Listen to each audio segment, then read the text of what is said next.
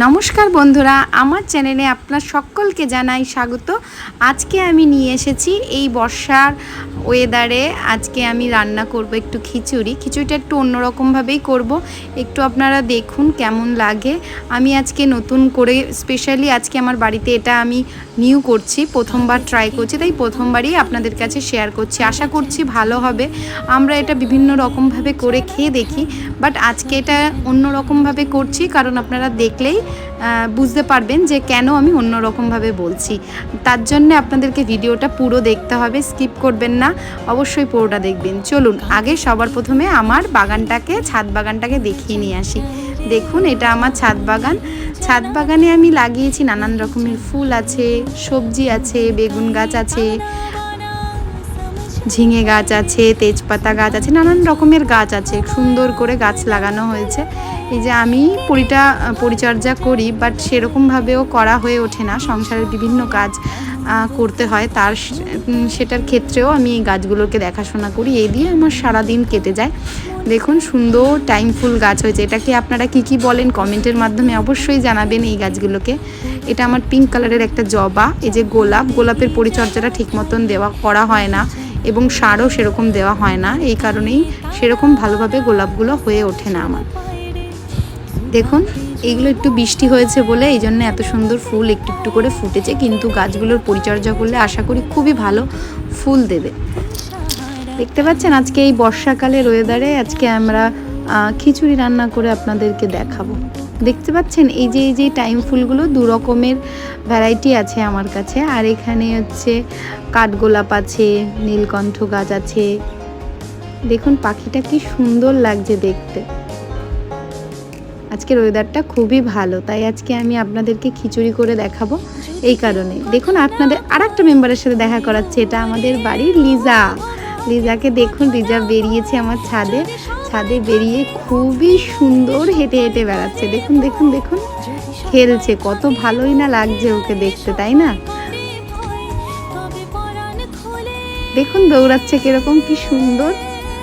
চলুন এবার আমি রেসিপিতে চলে যাচ্ছি। এবার আমি যেহেতু আমি একটু অন্যরকমভাবে রান্না করছি, সেই কারণে আমি চিকেনটাকে ছোট ছোট করে কেটে নিচ্ছি। এখানে সলিড চিকেনটাই আমি ইউজ করেছি। এখানে ছোট ছোট করে চিকেনগুলোকে আমি সুন্দর করে কেটে নিলাম। এর জন্য আমার লাগছে হচ্ছে পেঁয়াজটাকে আমি সুন্দর করে ছোট ছোট করে কিমা করে কেটে নিচ্ছি, যতটা পারছি কাটার চেষ্টা করছি। দেখুন সুন্দর করে আমি কেটে নিচ্ছি। কি লাগছে আমি এইটা পরপর করে আমি দেখিয়েও দিচ্ছি এবং উপকরণগুলোও বলে দিচ্ছি। আর এখানে রসুন লাগছে, আমি একদম ছোট ছোট করে রসুনের কিমার মতন করে নিচ্ছি। দেখুন ছোট ছোট করে যতটা পারি ততটা এইভাবে করছি। এখানে মিক্সিতে দিলে হবে না, এটা এইভাবেই লাগবে। এবার আমি গাছ থেকে বেগুন তুলে নিয়ে এসেছিলাম, বেগুনগুলো আমি ভাজবো বা একটু বেগুনি করার ইচ্ছা আছে, দেখি কি করি। এই যে দেখুন সুন্দর সুন্দর এইগুলো আমার গাছের বেগুন, সার ছাড়া বেগুন হয়েছে যে কটা, সে কটাই আনা হয়েছে। মেয়েকে বললাম বেগুনগুলো তুলে নিয়ে আয়, সেটা আমি দেখাতে পারলাম না, ভিডিওতে স্কিপ করে গেছি। ওটা আমার ভিডিওটা করা হয়নি, এই কারণেই দেখানো হয়নি। এবার মেয়ে নিয়ে এসেছিলো বেগুনগুলো, এবার মেয়ে দেখাচ্ছে বেগুনগুলো কেমন হয়েছে। এবার আমি কি কেটে রেখেছি সেগুলো দেখাই, আপনাদেরকে বলেই রাখছি। এখানে আমি চিকেন ইউজ করছি, টমেটো, কাঁচা লঙ্কা চেরা, আর হচ্ছে পেঁয়াজ কুচি আর আলু। এটাই হচ্ছে আমার উপকরণ, আর বেশি কিছু লাগবে না।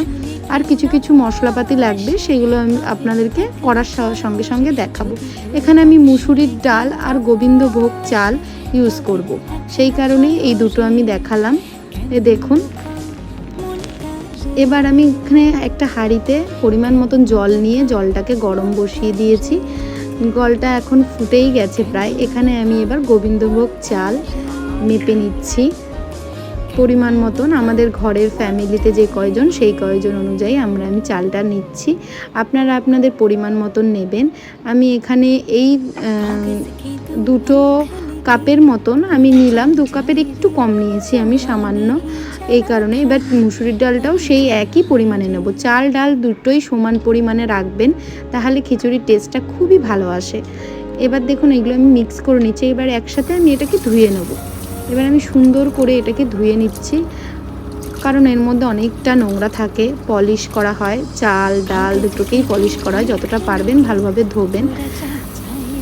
সুন্দর করে আমি ধুয়ে নোংরাটা বের করে নিচ্ছি। জানি গোবিন্দভোগ চাল বেশি ধুলে পরে গন্ধটা বেরিয়ে যায়, তবুও অনেকটা পলিশ থাকে, এই জন্য যতটা পারা যাচ্ছে ধুয়ে নিচ্ছি আমি সুন্দর করে। অনেক লোকে না ধুয়ে ইউজ করেন, কিন্তু আমি বলবো ধুয়ে নেওয়াটাই বেটার। আমি খুব ভালো করে ধুয়ে নিচ্ছি।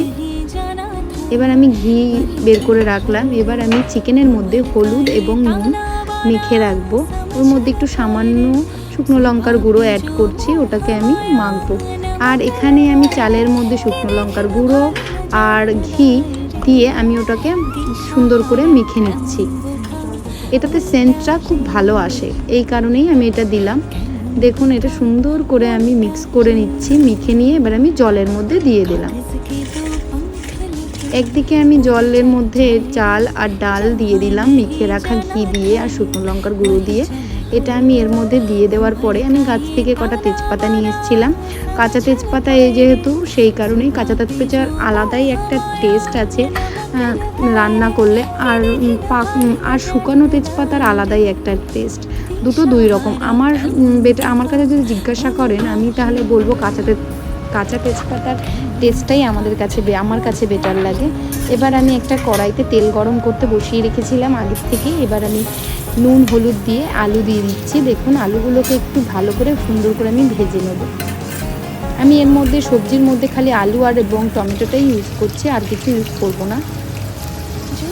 আমি একেবারে সাদামাটা করেই খিচুড়িটা করতে চাইছি, যাতে এই টেস্টটা পুরোপুরিভাবে সুন্দর একটা গোবিন্দভোগের চাল এবং মুসুরির ডালের ফ্লেভারটাও যাতে থাকে, চিকেনের ফ্লেভারটাও যাতে থাকে, সেই কারণে। এবার আমি ভেজে রেখেছিলাম আলুগুলো পরপর করে ওখানে একটা অ্যাড করেছি, যাতে সেদ্ধ হয়ে যায়, সুসেদ্ধ ভালোভাবে। এবার ওই তেলের মধ্যেই আমি চিকেনগুলোকে দিয়ে দিচ্ছি। চিকেনগুলোকে আমি সুন্দর করে একটু ভেজে নেবো, হালকা হালকা করে আমি ভাজবো।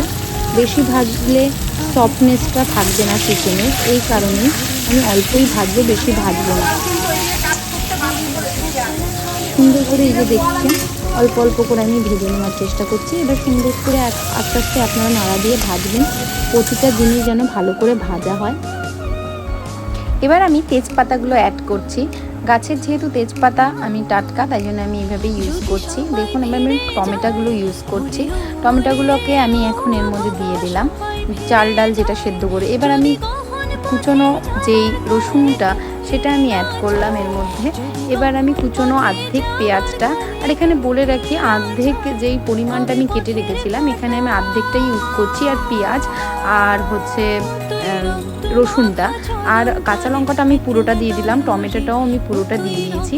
এবার আমি হলুদটা একটু জলে গুলে অ্যাড করলাম, যতটা পরিমাণ আমার লাগবে ততটা পরিমাণে আমি অ্যাড করেছি। জলে গুলে ইউজ করলে বলে রাখি, সেই যে হলুদ গরম জলের মধ্যে একটা গরম ইসের মধ্যে দিলে পরে সেই দলাভাবটা থাকে না, তাই জন্য জলে গুলে দিলে কালারটাও সুন্দর আসে। আর মানে ওই দলা যে থাকে গরমের মধ্যে দিলে সেই দলাভাবটাও থাকে না। এবার ভেজে রাখা চিকেনগুলো আমি অ্যাড করে দিচ্ছি। এবার আমি এখানে খিচুড়িটা আমার প্রায় সেদ্ধ হয়ে গেছে ভালোভাবে। এবার আমি এর মধ্যে ফোড়নে অ্যাড করছি। ফোড়নে আমার শুকনো লঙ্কা ছিল, ওটা আমি দেখালাম না, ওটাতে আমি বলেই দিচ্ছি। তেলের মধ্যে চিকেনের যে তেলটা ছিল ওর মধ্যে আর কিছুটা পরিমাণ তেল অ্যাড করে আমি ওর মধ্যে শুকনো লঙ্কা, জিরে আর একটুখানি রসুন কুচি, পেঁয়াজ কুচি দিয়ে একটু ভেজে নিয়েছিলাম। সুন্দর করে ভেজে রাখার পর ওটা আমি অ্যাড করে দিয়েছি, খিচুড়ির মধ্যে ঢেলে দিলাম। এরপরে আমি একটু চিনি দিচ্ছি সামান্য পরিমাণ, আর ঘিটা দিয়ে এবার আমি ওটাকে স্টিমে 5 মিনিট রেখে দিচ্ছি, গ্যাসটাকে লো ফ্লেমে দিয়ে। এবার দেখুন তারপরে আমি সার্ভ করছি। লুকটা কেমন লাগছে দেখতে এবার একটু দেখুন। থিকনেসটা আমি একটু এরকমই পছন্দ করি খিচুড়ির, বেশি গাঢ় হলে ভালো লাগে না। মুসুরির ডালের খিচুড়িটা একটুখানি হালকা করলেই ভালো লাগে, পাতলা করলেই। দেখুন তৈরি হয়ে গেছে চটজলদি। এটা আমার মিনিমাম আধা ঘন্টা লেগেছে রেডি করা ছাড়া রান্না করতে। এটা আমার চটজলদি হয়ে গেছে। আপনারাও করে খেয়ে দেখতে পারেন, আশা করছি ভালো লাগবে। আপনারা একটু খেয়ে দেখবেন আমার রেসিপিগুলো, আর কমেন্টে প্লিজ জানাবেন কেমন হয়েছে। আমি আর নিজেকে কি করে আর একটু বেটার করতে পারি সেটাও চেষ্টা করব। আর এই দেখুন আমি একটা ডিমের অমলেট নিয়ে নিয়েছিলাম। Thank you so much.